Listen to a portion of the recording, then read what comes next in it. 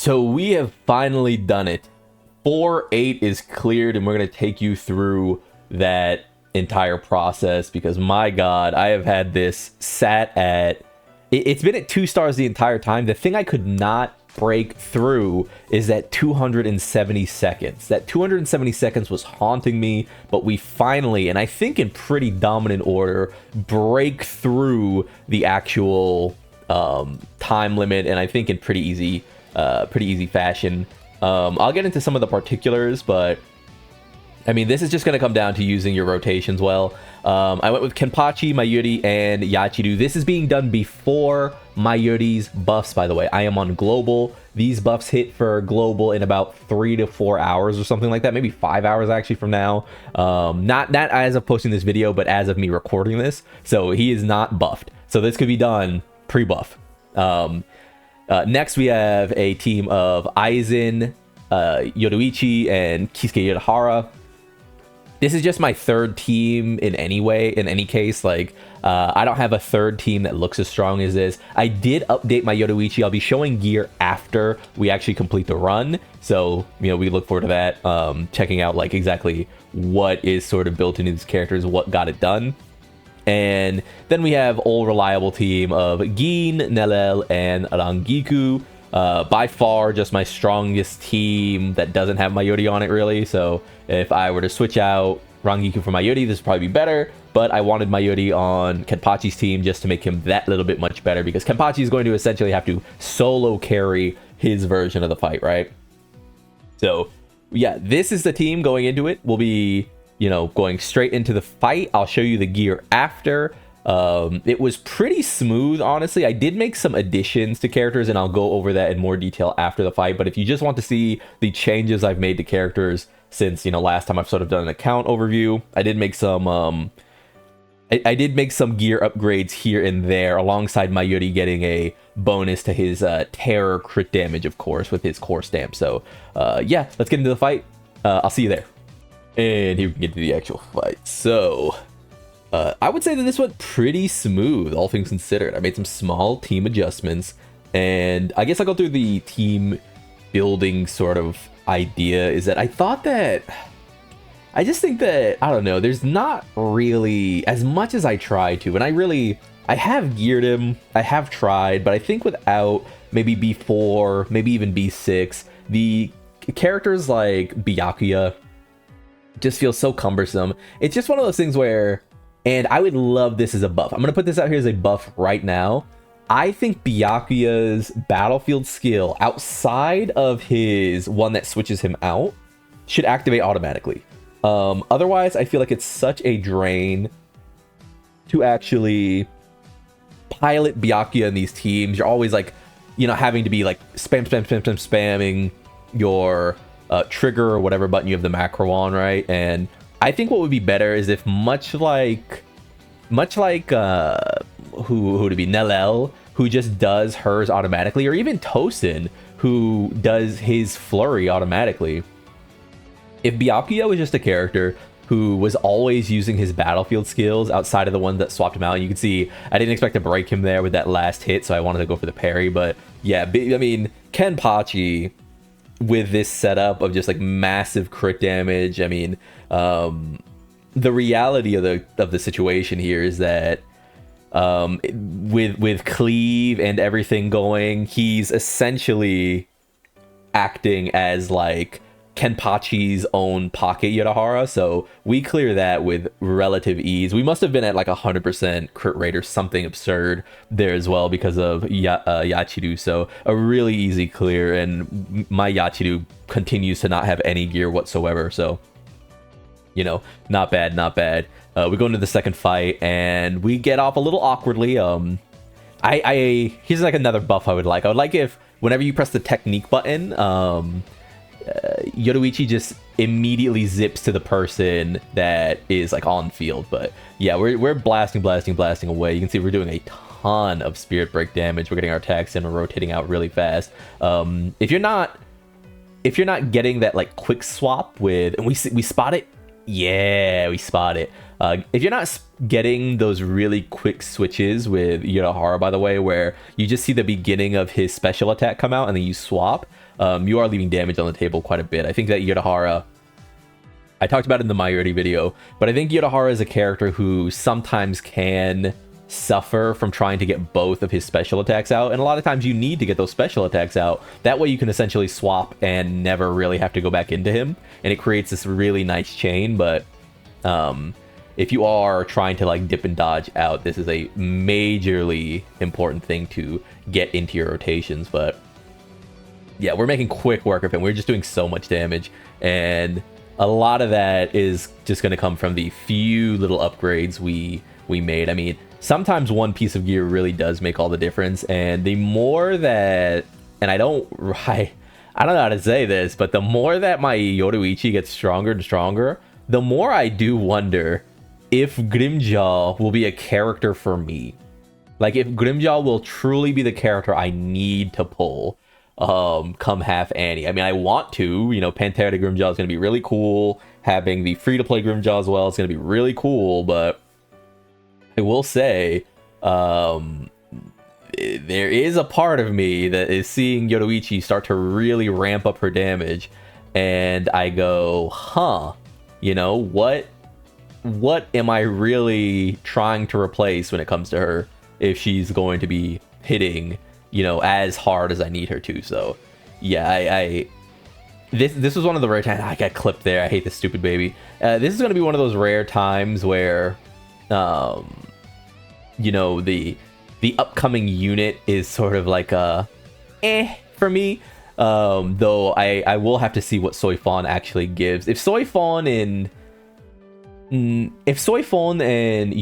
end up just being so cool together, and they have like an animation or something together, and it's like, you know, there is this sort of like a camaraderie thing going on with them, it really will be difficult for me to want to also go like all in on a Grimjaw character. But yeah, I mean, no doubt I expect Grimjaw to be like the #1 DPS in the game, hands down, but we'll have to see, right? We'll definitely have to see. But we are finishing up the baby pretty quickly, right? We're going baby on baby, and we get right into the Byakuya fight, which felt speedy. I think this is the fight that can really hold people up, because obviously there is that standby phase, but I'm going to continue to just give this hint, or this like tip. If you are having trouble with the Byakuya phase, where he goes into that like invincible mode where you have to get his swords down, you have to kill his swords, just hold Gin's ult. That's it. That is all it takes, is holding Gin's ult, and you will get that phase down. I felt like I was really sloppy, and part of me was kind of like sweating. I was like, oh no, like, am I really gonna miss again? I missed this bit right here. It felt like some things were going wrong, and I just like, I don't know, I had an immediate like shiver of fear. We do 600,000 here also, which I feel like that means I didn't crit, if I'm honest, which is crazy because I have a ton of crit. But yeah, we'll see. We work him down really fast here. Again, this is another reason that you need characters like, you need to get this dodge right here, because then you get the charge, and it does so many instances of damage, which means that you are very quickly cycling in and out. We swap into Gin, we swap into Rangiku, and we try to work him down. There we go, so that we can actually get the break damage, right? And again, we go bop bop bop. And no crit damage supports like Yurahara or Mayuri is why you see me sort of lack a big punch with some of these skills. That's just going to be the case. I mean, Yurahara and Mayuri support just so much, so it is hard to sort of compare to them when it comes to Rangiku. But Rangiku's doing her job, certainly, but you can see he's entered his like invincible phase here, and we're just like stalling, waiting for him to do his animations. But this is why it is so important to have Gin's ult up. So we go in here to get rid of the animation, right? And then bop bop bop, and we're just burning through animations. And I do wait half a second, yeah, there we go, to make sure that they come out. I was kind of worried that I did this too early and wouldn't get the break, but we're so fine, and now it's time to just like finish the fight off, essentially. I know that her ult will kill, so I'm just charging it up as much as possible. We don't need to complicate it here, and bang, get that boy out of here. Get him out of here. that's going to be the fight for now, and we'll come back in on the results.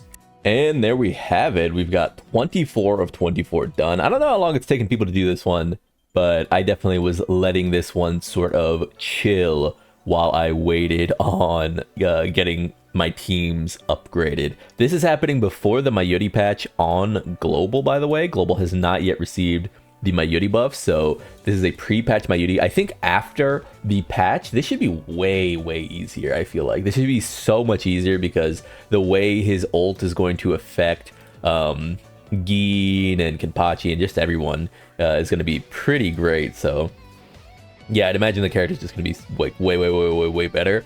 So yeah, that's gonna do it. We can go through the characters really quickly, but Nella hasn't changed much since her initial build. We can see if I go here that she's still at 56% crit, which rounds up to 80. What is it? Is it 71%? What is it? What is the total crit damage? She gets 25% crit rate, so it should round up to about 81% crit rate, 113% crit damage, and then a bit of ailment damage here. She's of course on her own bond effect. Kenpachi hasn't changed much either, I should say. 5,000 attack, a ton of crit rate, not counting the crit rate he gets from his core stamp, of course, a bunch of ailment damage. This is one of the bigger changes I've made, actually. I've now got her up to 4,171 attack. This was achieved by switching her over to a new piece. I didn't even 30 it, but I believe, yeah, this was her last one, and I had no attack percent on it. So I decided to change that over to this one, which has a little bit of crit rate, double attack, and some ult charge. I'm not going to plus 30 this one just because it's pretty unnecessary, but it does get her over that 4,000 mark, which I did feel quite a bit going into this fight. Gin has, of course, not changed much at all. He still has a relatively low crit rate amount, but his ailment damage is super duper high.